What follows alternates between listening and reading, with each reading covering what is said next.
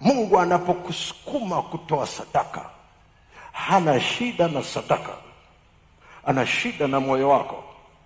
Sasa usije ukafikiri hata tumia sadaka. Hiyo sadaka unayompa hataitumia, na inaenda na nguvu zake na nafasi yake.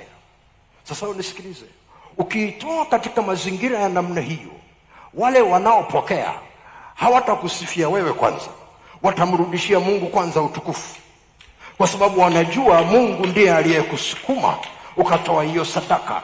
Heshima ya kwanza hatapewa mtoa sadaka, atapewa Mungu aliyemwelekeza mtoa sadaka aweze kutoa.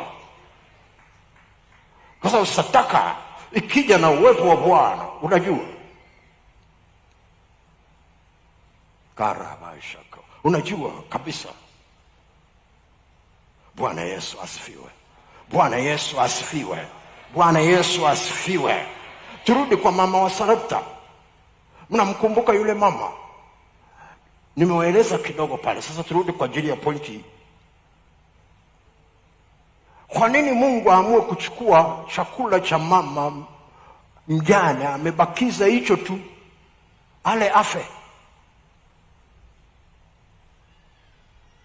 Hakuwa na shida na unga wa yule mama, hakuwa na shida na mafuta yake, alikuwa na shida na moyo wake.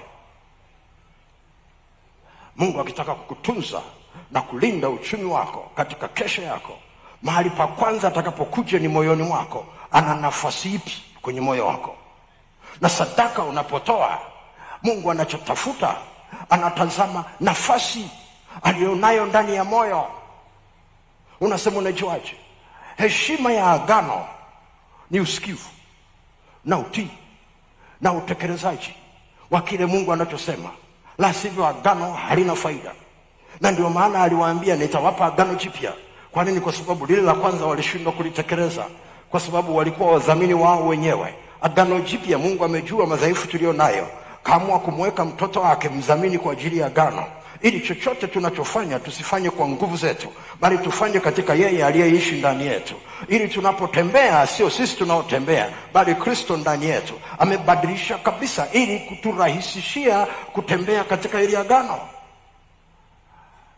Kitu kikubwa ambacho Mungu anakitazama ndani ya agano ni utii wa maelekezo. Katika mazingira tulionayo na mazingira tunayoendea, kati ya kitu ambacho kitakuwa kinawasumbua watu ni wazo lipi ni wazo la Mungu, ni wazo lipi ni wazo sahihi la kumsaidia mtu kumtoa kiuchumi kutoka ngazi moja kwenda ngazi nyingine. Yatakuja kila aina ya mawazo, yatakuja kila aina ya maelekezo, lakini lile la kwako ni lipi?